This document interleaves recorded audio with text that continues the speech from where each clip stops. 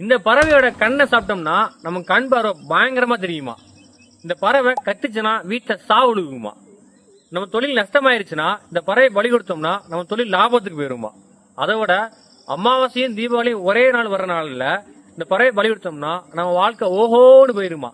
இப்படின்னு பல கட்டுக்கதையினால பல பேர் நம்பி இந்த வேட்டையாடி இந்த பறவை அழிச்சிட்டு வர்றாங்க.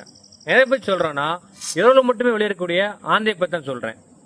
பாம்பும் மண்புழுவும் எப்படி விவசாயிகள் நண்பன் சொல்றோமோ அதே மாதிரி இந்த பறவையும் விவசாய நண்பன் தான்.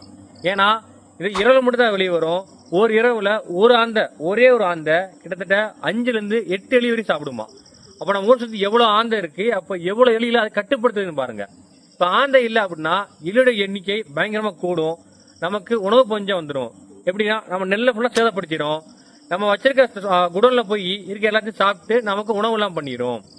இது இந்த ஆந்தை இப்பன்னு இல்ல, அப்ப இருந்தே நம்ம கூட வாழோட ஒத்துப்போதான் இருக்கு. அதனாலேயே சங்க இலக்கியமான ஒரு நற்றின எல்லாத்திலுமே இந்த ஆந்தையை பத்தி சொல்லியிருக்காங்க. நம்ம உணவை பாதுகாக்கிறதுக்கும் நம்ம உயிரை பாதுகாக்கிறதுக்கும் இந்த ஆந்தையும் ஏதோ ஒரு ரோல் நம்ம பண்ணுது. அதுக்காகவாது இந்த ஆந்தையை காப்பாற்றணும்.